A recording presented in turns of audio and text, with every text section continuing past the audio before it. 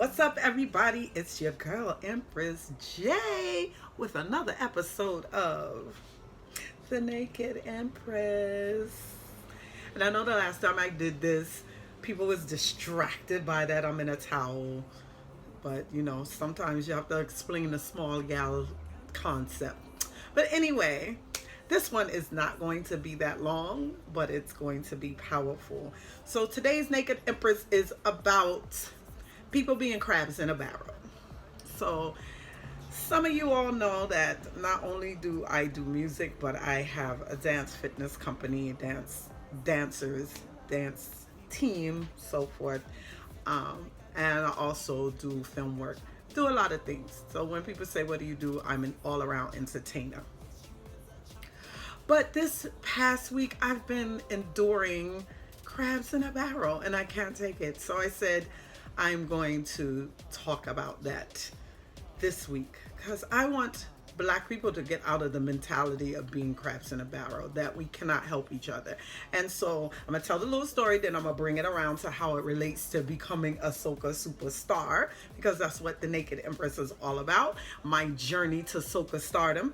So this week, a part of the studio that I work out of, dance studio, is a fitness center dance studio, and we've been trying to, my team collaborated with another one of my dancers who has her own business. She has a vegan burger business. So we decided we wanted to do a community health and wellness event.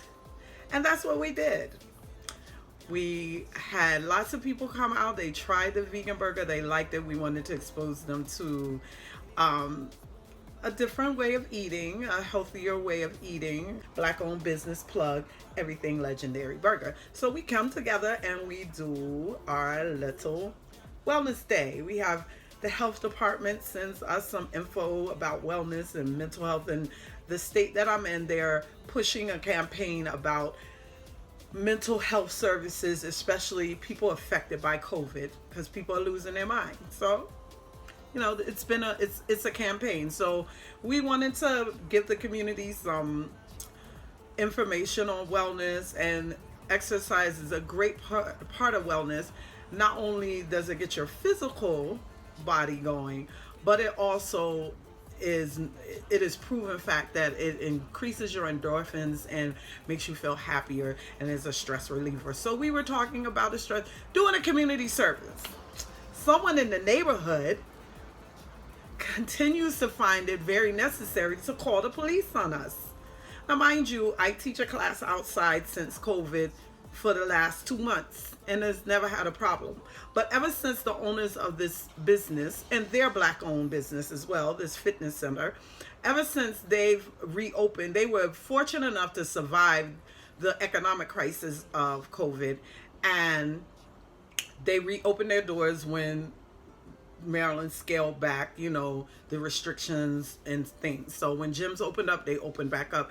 But they had to come up with innovative ways to keep their business going. They always had a before and after care, but they were like, okay, schools have to go virtual. We'll offer a virtual campus for kids to come to whose parents do have to go to work and they can't sit with them all day and get on the computer with them. So they have a virtual campus, a virtual classroom, and they have computers for the students to work on. They're very, very diligent about cleaning the space and sanitizing the space with the CDC machine that is approved and all of that.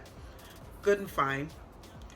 So another way that they help themselves sustain is to give back to the community by having this pop-up in their parking lots of Black-owned businesses, and so that these small Black-owned businesses can start thriving. Now, mind you, in the same shopping center, the only thing that's really thriving is the Amish market. So the Amish market does not suffer because we're going to go spend our coins with them, right?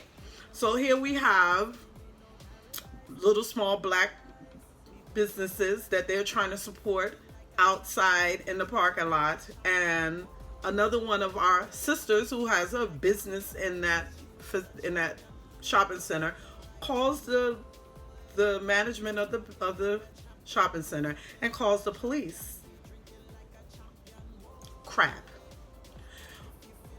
because people were taking up parking spaces, you only have a couple of people coming to your facility. Your business does not drive that many people. She doesn't have a store. I'm not even going to give her energy to say what her business was, but it's a business that does not have a lot of people there right now because of COVID, and she caters to the youth. So because of restrictions with COVID, they don't have that many people on Saturday. Now, mind you, this business has a lot of people on Saturday now because there are very few gyms that survive that were small and black owned. LA Fitness didn't die. Planet Fitness didn't die. These are big corporations, but our smaller gyms, boutique fitness centers and things like that, especially the black owned ones, they suffered the most and ended up closing their doors. Matter of fact, one of the black owned larger franchise gyms that I worked for prior to COVID closed. Done. They're about to be a dollar store where they was. So they are blessed to even be able to survive. And this was an innovative way to give back to the community and to garner just a little bit of money. But the little bit of money they get from vendors' fees don't do nothing for them and their bills, trust me. And their landlord still wanted their rent when facilities was closed. But one of our people called. What are you mad for?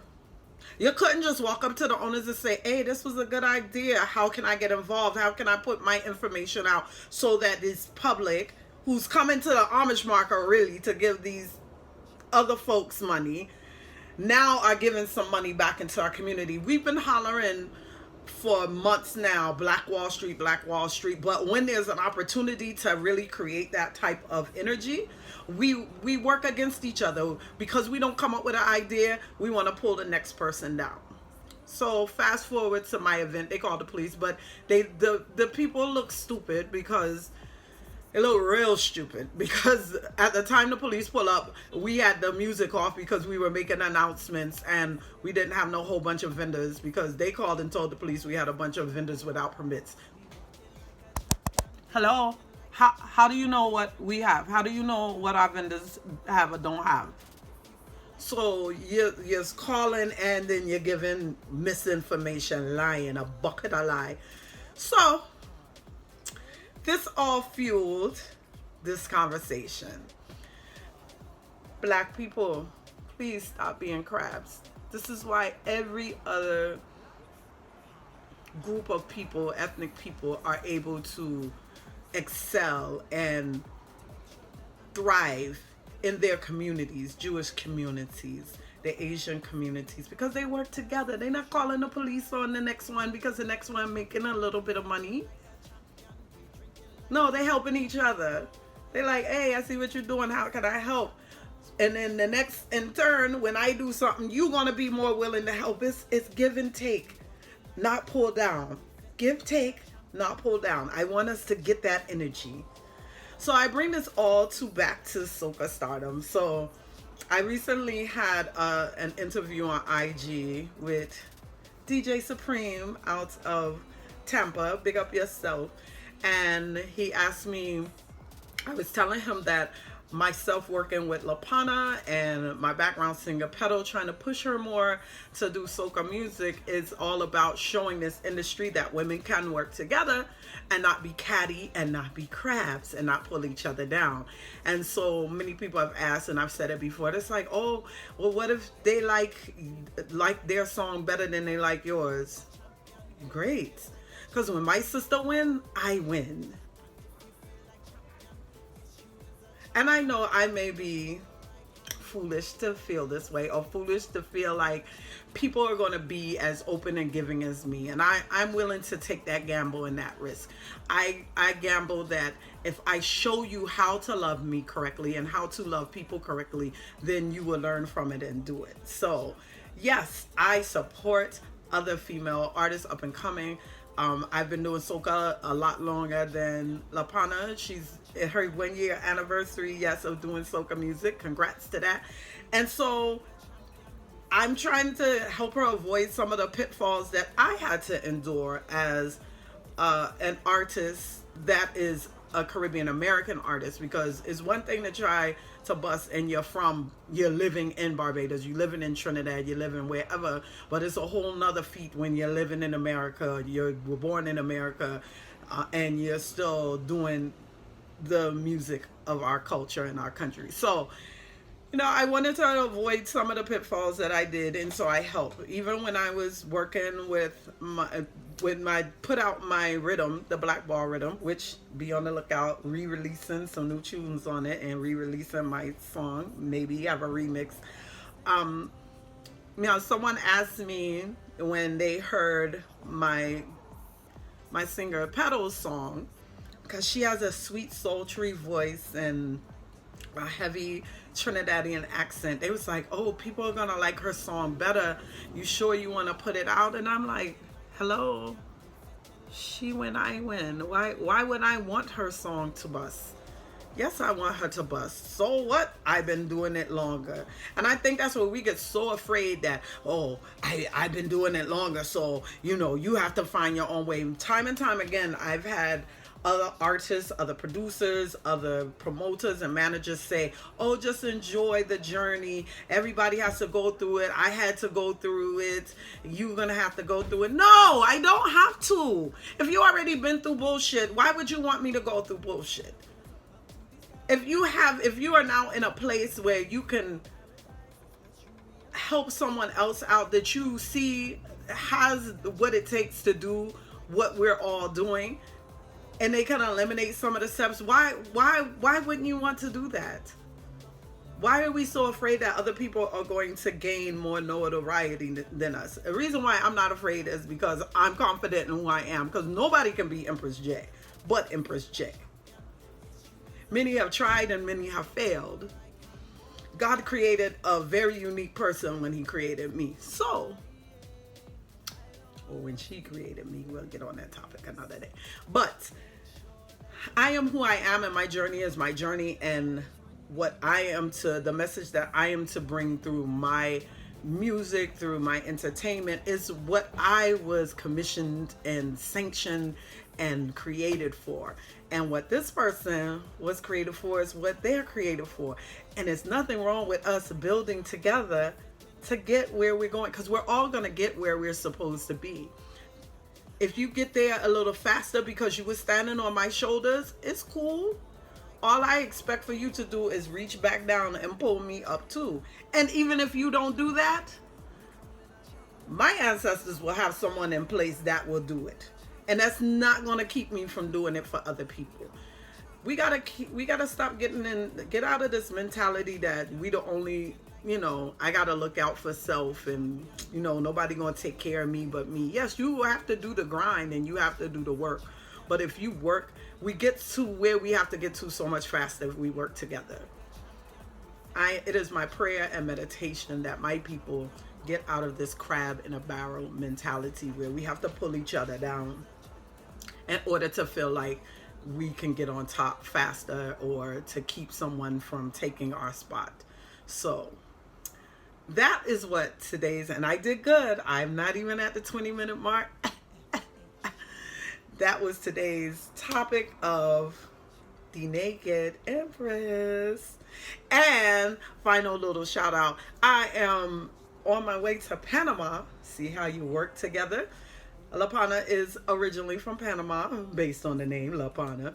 And so we're going down there to do some community service work to promote our music, to work on some videos, and to work on a special project. So stay tuned, because some big things coming out of the camp, from not just my music side, but also from Holt Productions, and that's Healing Out Loud Theater and TV Productions. That's also my production company. So going down there, doing some work, and we're gonna make it happen. And we're gonna make it happen working together. That's why you will see me on rhythms with other females, especially Lapana. You're gonna get sick of the two of we on everything together, pushing it out. But we're gonna prove that women can work together and not be catty and not worry about that. And it's not only gonna set an example for women, it's gonna set an example for our people as a whole, that no matter what language you speak, or your background, working together gets us so much further. And it's the unity that we need, so that, you know, all of the atrocities that are happening across the world with people of color. And I just wanted to talk about the crab in the barrel thing. If we can bit by bit improve some of the things that are idiosyncrasies and our downfalls, our pitfalls as a people, then the more we'll come together, and the brighter not only will our worlds be, but the entire world, because we are the foundation. We are the original man, and because we're not in the positions that we're supposed to be and behaving the way we're supposed to be, that is why not only our communities are in disarray, but this entire world is turned upside down, because the rightful kings and queens and rulers are not doing what they're supposed to do. And I'm not going to get into that. Thank you for tuning into another episode of The Naked Empress, and I will see you guys the next time. We coming again.